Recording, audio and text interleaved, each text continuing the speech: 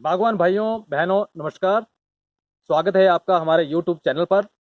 आज हम बात करने वाले हैं यहाँ पे एप्पल फ्रूट थिनिंग की कि आपको अपने बगीचे में अपने जो सेब के आपके पौधे लदे हुए इस वक्त फ्रूट से उसमें उस फ्रूट की थिनिंग कैसे करनी है, किन किन चीज़ों का ध्यान रखना है, हम आपको इन क्लिप्स में बताने वाले हैं।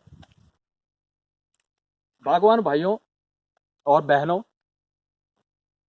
ज़्यादातर हमारे जितने भी दोस्त होते हैं जो भी ये काम करते हैं, फ्रूट थिनिंग करते हैं, या बागवान भाई जो भी अपने बगीचे में फ्रूट थिनिंग करता है, वो ज़्यादातर जो है उनके जब वो फ्रूट थिनिंग करते हैं उस वक्त उनके जो है हाथ जरूर कांपते हैं। मेरे भी हाथ कांपते हैं।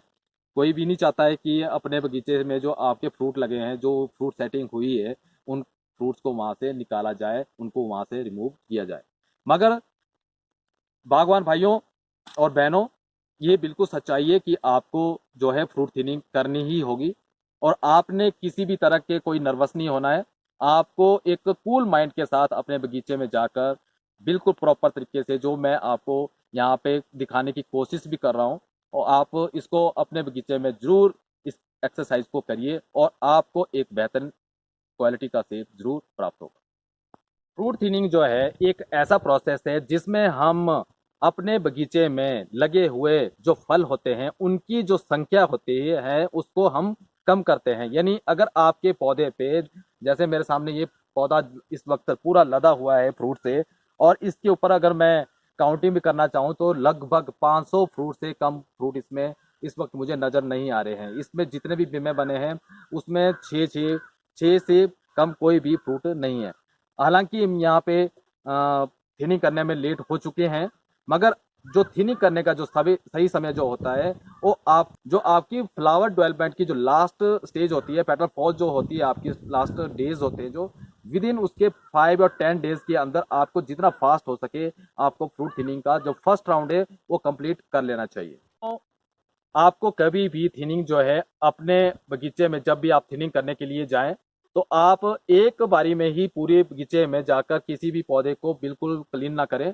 आपको लगभग 2 या 3 अलग अलग राउंड्स में जाके आपको फ्रूट थिनिंग करनी चाहिए, जिसमें आपको बारीकी से ये भी पता लगेगा कि आपके जो आपने फ्रूट जो थिनिंग की थी उसमें कहीं अगर आपको कमी लगती है तो आप सेकेंड राउंड में कंप्लीट कर सकते हैं। और अगर आपको कोई ऐसा लगता है कि कोई किसी भी फ्रूट के ऊपर आपको कोई धब्बा नजर आता हो या फिर किसी ऐसे कीट ने उसका रस चूस लिया है जिससे उसके ऊपर कोई दाग पड़ चुका है, तो आप उसको भी रिमूव कर सकते हैं।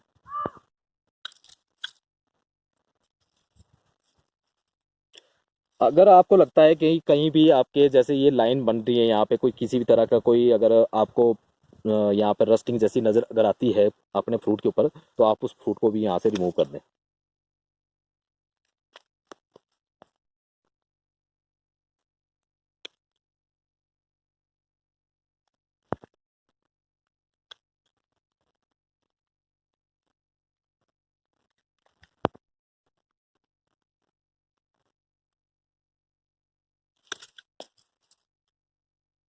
आपने सबसे पहले सेंटर फ्रूट को देखना है और सेंटर फ्रूट जो है आपने मैक्सिमम जितना हो सके आपने उनको बचा के रखना है। और सेंटर फ्रूट में भी आपको सबसे पहले यही चीज़ें नज़र देनी है कि किसी कीट ने उसको वहाँ पे किसी तरह का कोई जख्म ना दिया हो, और उसका जो आकार है वो भी सही होना चाहिए। उसके ऊपर कोई भी किसी तरह का कोई घाव नज़र नहीं होना चाहिए। अभी मेरे पास जैसे ये सेंटर फ्रूट है यहाँ पे, और इसमें पूरे जो आपके लगे हुए ये पूरे 6 फ्रूट लगे हुए इस बीमे में, मगर 6 के बीच में जो एक फ्रूट ऐसा है जो सेंटर फ्रूट है, और सेंटर फ्रूट का जो मुझे साइज लग रहा है, आकृति लग रही है, वो सही नहीं लग रही है। मैं इसको रिमूव करूंगा यहाँ से, क्योंकि ये पहले से ही यहाँ पे कुछ जो इसका आकार है वो मुझे सही नहीं लगा, इसलिए मैंने इसे रिमूव कर दिया है। ये सेंटर फ्रूट था। अब इसके बाद मेरी नज़र रहेगी कि बाकी जो फ्रूट है उनके जो साइज है उसमें जो मुझे वीक नज़र आएगा सबसे पहले मैं उस फ्रूट को सबसे पहले वहां से रिमूव करूंगा। और धीरे धीरे इसकी कोशिश मेरी ये यहाँ पे कि इस बीमे के ऊपर जो है लगभग मैं इस वक्त जो है, मैं अगर पीछे ब्रांच भी देखूंगा पूरा, तो इस ब्रांच के ऊपर मुझे नंबर ऑफ फ्रूट्स जो नज़र आ रहे हैं वो लगभग 15 फ्रूट्स के आसपास आ रहे हैं, और मुझे ये ब्रांच जो है स्ट्रांग लग रही है। तो इसलिए इसलिए मैं क्या करूंगा कि यहाँ पे ये जो चारों फ्रूट है यहाँ पे इस वर्ष इस पे रखने वाला हूँ।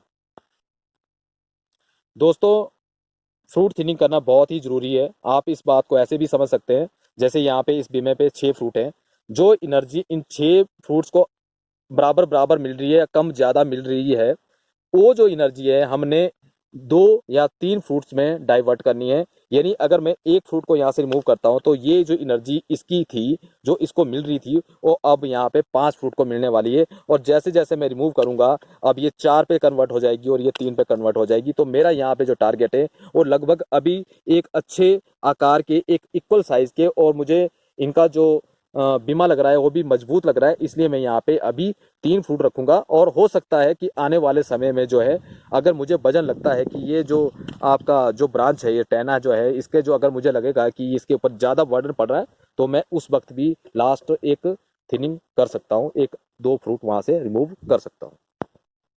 दोस्तों, फ्रूट थिनिंग के वक्त आपको अपनी जो प्रोडक्शन है वो बिल्कुल बैलेंस बना के चलना होता है।